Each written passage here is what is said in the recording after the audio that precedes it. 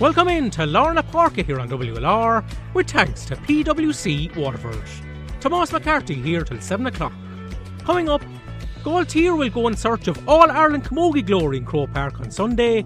Margo Heffernan, Emma Hannon and Ciara Jackman will talk about the big day for the Blue and Navy.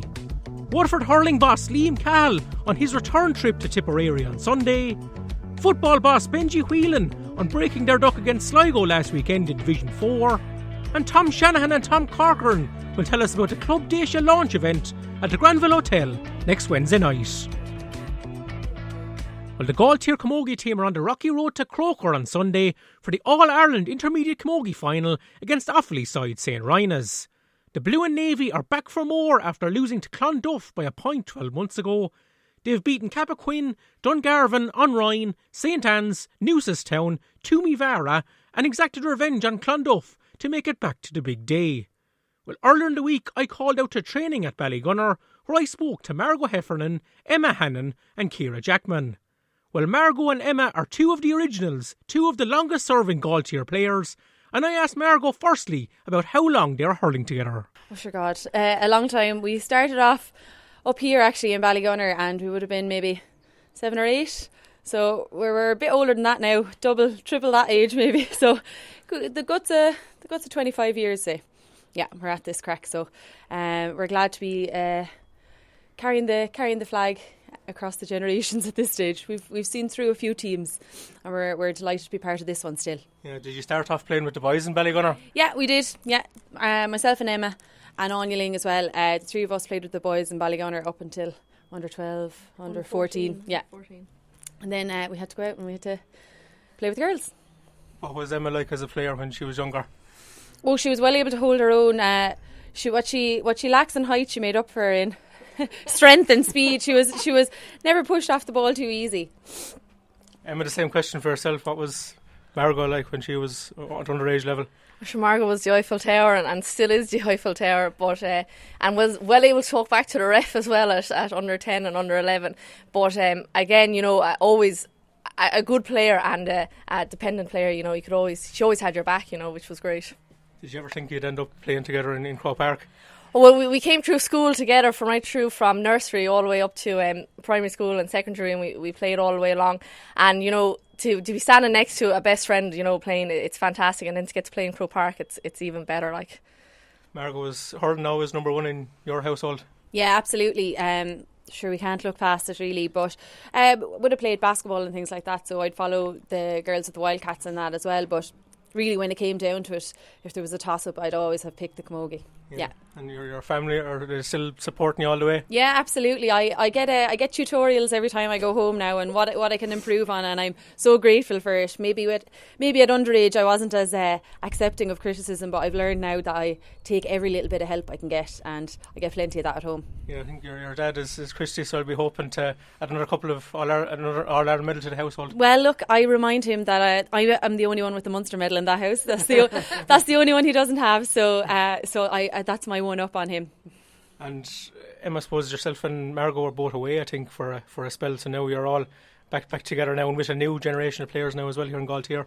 Yeah, look, we had to go away and, you know, live life at the same time, you know, and I definitely enjoyed my time away, and was to come back to a new generation and to girls that we would have coached at an underage level, to have them up playing next to us, you know, it's fantastic. And they're new, they brought up new energy, and then they brought up the new dynamic of the game as well, and it's fantastic to be playing with the skill of what those girls have and everything. It's brilliant.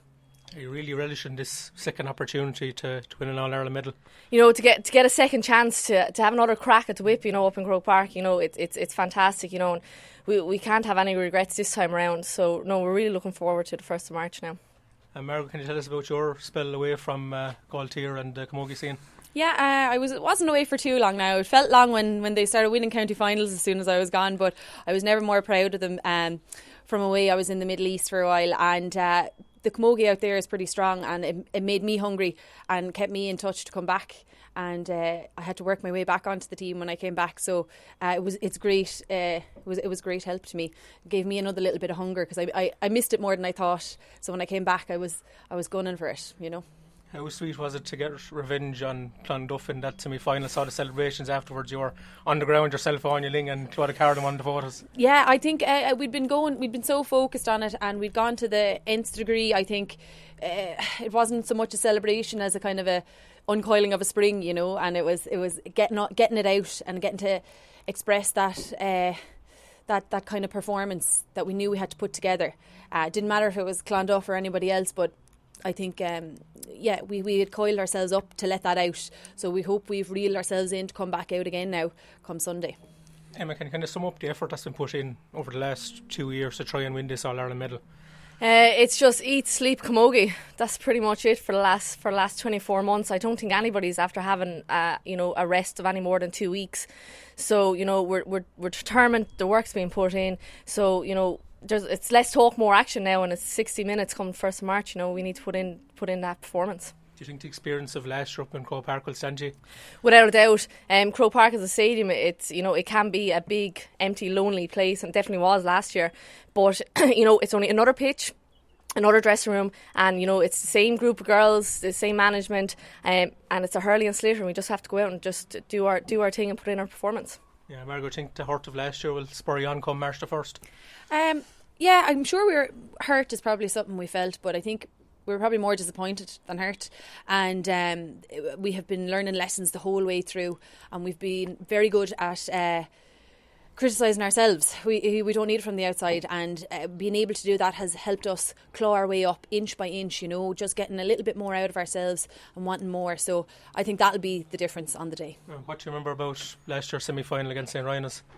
A great hurling team, actually. They wanted to play the ball, hurl the ball around and that type of thing. They were strong and physical and well able to run, most definitely on that day. The scores didn't come for them, but they definitely had chances as well. But I think at the end of the day we were more clinical on the day, but they did have plenty of chances, and it wasn't, I know we won by a couple of points in the end, but it was probably closer than it felt. We'll have plenty of confidence with the likes of Emma in front of you now on Sunday in Croke Park. Absolutely. Emma is my psychologist, we keep each other sane, and I guess when you're at this end of the career, we worry about everyone, not only ourselves, and we keep each other in check. So we're just so enthusiastic about it, and we're just glad to be representing Gailltir, and that's what it comes down to at the end of the day. It's bigger than ourselves on the day when we get to Croke Park. Well, Margo and Emma, thanks very much for your time today, and best of luck now in the All-Ireland final against St. Rynaghs. Thanks a million. Thanks. Blue and white. We are blue and white. We are WLR. So I'm here with Gailltir goalkeeper Ciara Jackman ahead of the All-Ireland Intermediate final on Sunday in Croke Park.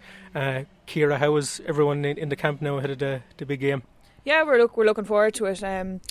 I suppose we were happy after the last performance of beating Clonduff. We've set a few things right after last year. We're looking forward to it. Everyone's buzzing in training. We all know what jobs we have to do. We'll be prepared for today, and hopefully we'll get a big support up in Croke Park. What has it been like training over the last couple of weeks with Storm Ciara and Storm Dennis? Yeah, we had a few matches or trainings. We had to go in the arena a few times, but look, we braved the elements. It's supposed to be the sunny southeast. We didn't get it. Didn't get it too often, but look, we know the conditions that we could get in Croke Park, as it was the cold that we had last year was awful. So we've just been braving the elements. And Andy's, the training's been second to none. Like, he's put us through our paces. The running, our fitness will hopefully get us through to the whole match. Yeah, just reflecting back on last year, how tough were those conditions up in Croke Park? It was very cold up in the press box. I can't imagine what it was like down the field. I know, yeah, sure, that photograph is still haunting me with the hot water bottle, but sure, look, hopefully the conditions there this week, I don't know if they're going to be too favourable, but it's going to be the same for both teams. We're just going to have to adapt, but we're used to it now. We've trained in snow, hail, rain, but last year it is tough. We love the summer hurling weather, but winter hurling is a different ball game. We're just getting used to it now, so hopefully it'll go well. Whose idea was it to bring the hot water bottle to Croke Park? It was kind of an iconic image. You kind of hunkered down there in front of Hill 16. I think it was Margo Heffernan. It appeared in my hurley bag one day, and so I'll give her the recognition for that one. I won't take it. I'm being haunted by it still, but sure, look, if it does the job, if it means I can catch a ball or hit a poke out, I don't care looking silly in Croke Park. Yeah, absolutely. Do you think you can use the hurt of last year to kind of drive you on now for Sunday's game against St. Rynaghs? Yeah, definitely, and they're going to be the same. They have hurt. We beat them in the All-Ireland semi last year. they didn't make it to Croke Park, we did.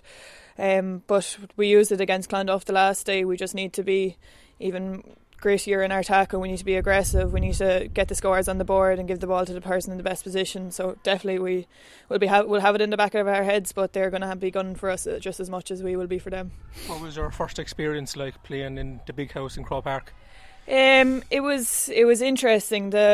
Even the warm up, where you're not allowed to use the goals for warm ups, which I found kind of hard to adjust to. You're only using poles on the side of the pitch, but it's a big arena, and we know there's not going to be 80,000 people out there, but hopefully we'll get a big following. The pitch is unbelievable. It's wide open space, which would suit us, so hopefully we'll get a running game going and get the scores on the board early. Yeah, I think it'll help now having that experience under your belt. It won't be so much of a novelty now for you. No, definitely. We were only speaking about that last night. Like, it's not a last year we went up viewing the stadium. The week before we got to see the museum, whereas now we're just accustomed to it. We're just taking it in our stride. We know what to expect. We know what the way the dressing room is, the way there's a ball alley, the AstroTurf where we'll do our warm up and that. So we're just taking it all in our stride at the minute.